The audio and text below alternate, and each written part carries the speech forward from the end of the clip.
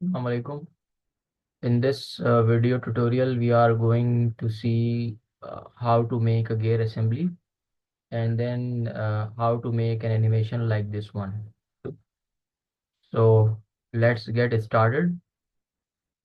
Here in SolidWorks, first of all, you click on New and then go to Assembly.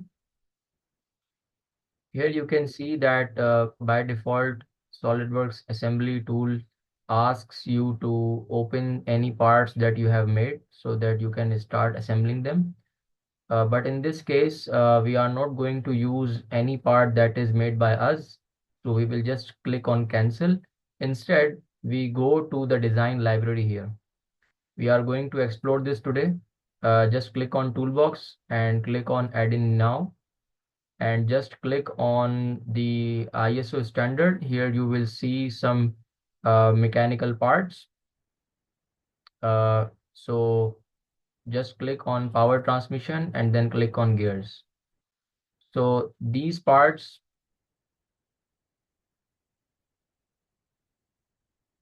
can be used. These are all readily available parts within the SolidWorks library, and they can be used directly. You just need to specify some of the specifications of these parts. So we will see here, if you click on straight bevel gear and drag it here, so it will be dragged, and then it will also ask you to configure this component here in the window. You can see at the left.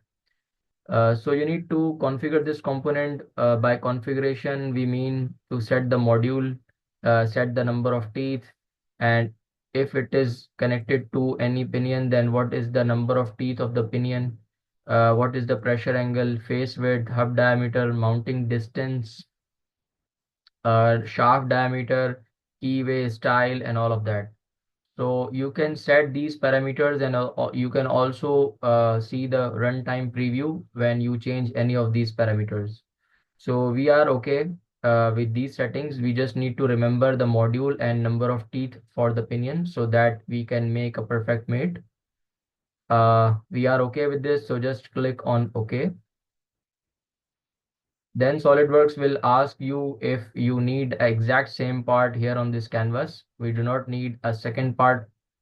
So just click cancel and again go to the design library. Now this time click on straight bevel pinion and drag it here.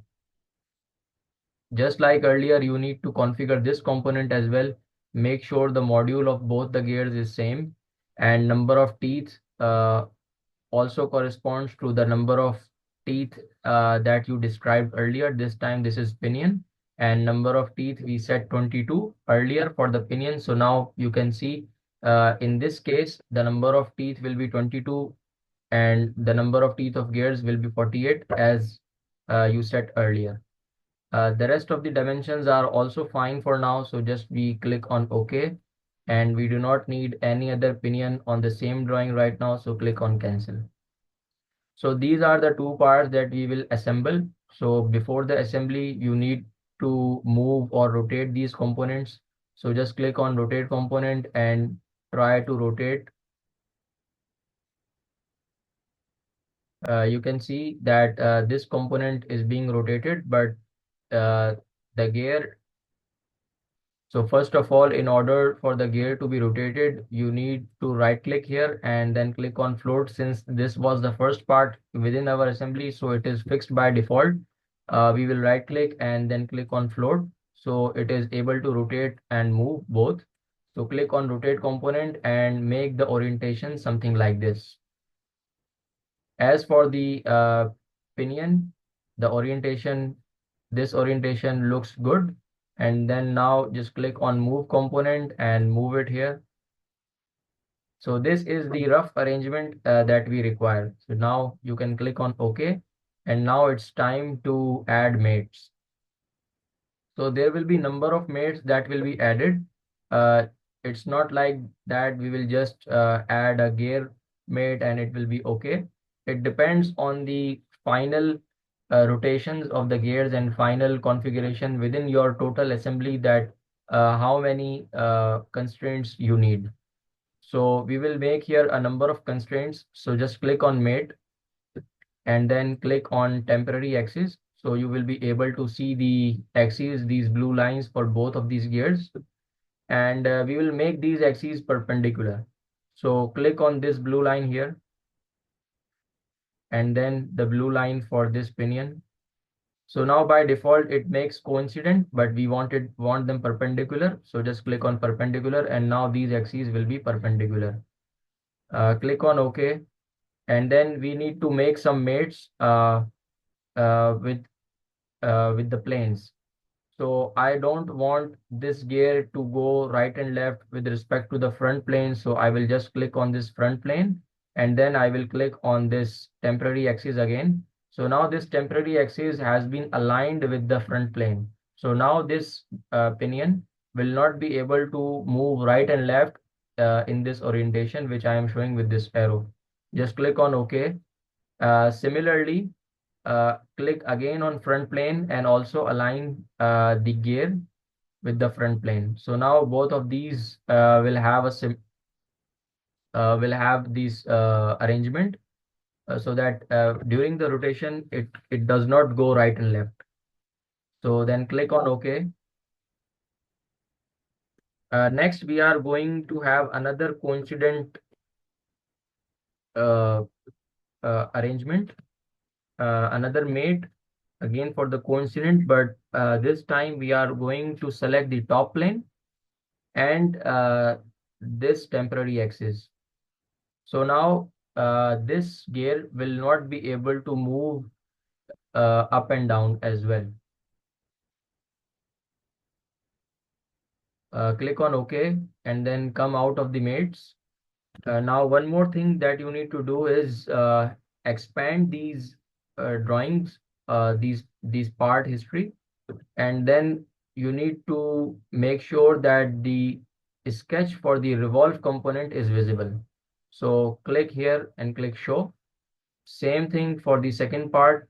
You click on the revolve component and the sketch, its relevant sketch.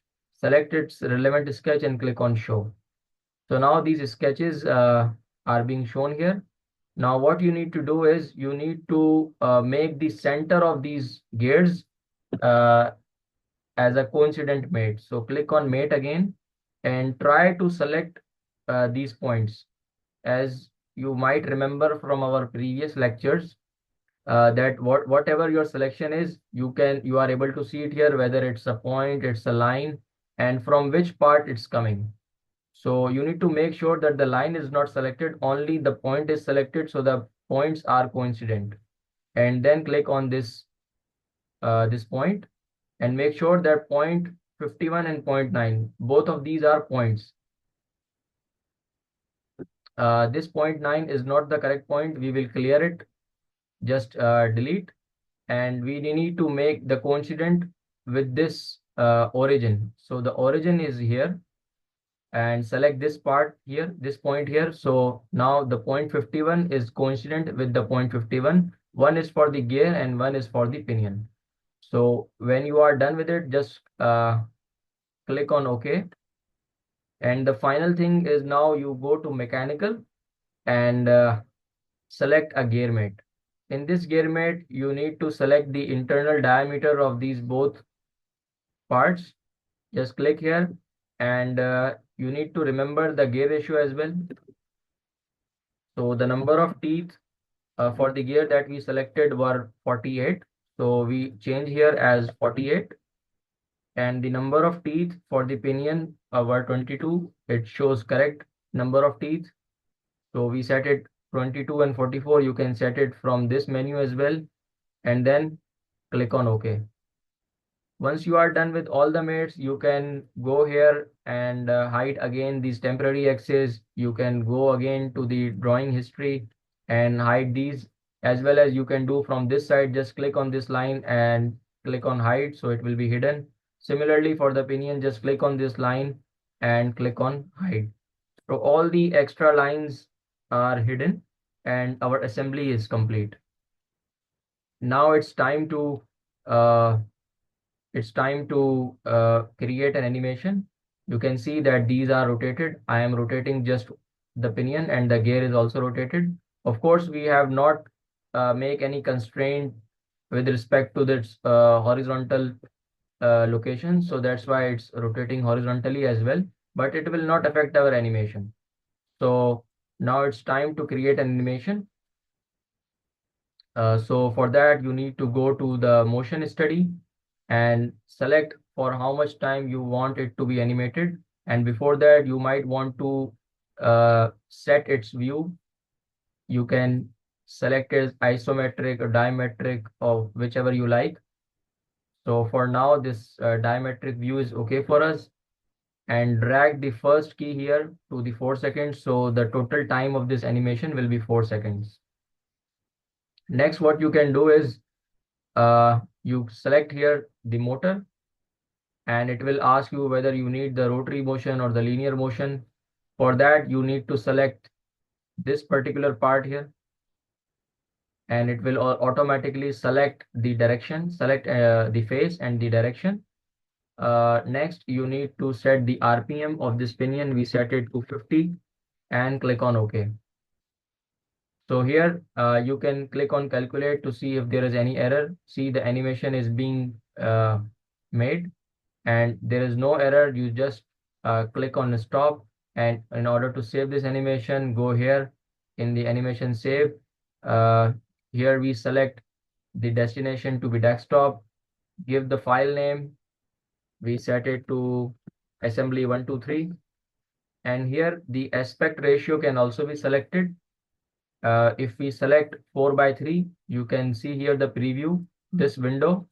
This particular window shows that this area will be saved while making this video. Just click on save. Video compression, just keep the default settings, click on OK. It asks you that the results are out of date. You do not need to worry about this. Just click on no. And here the animation is being made. The file is being saved. So don't close this window and just wait for 4 seconds. Once it is done, you will click, see this sound, and now the animation has been saved to your destination. Thank you.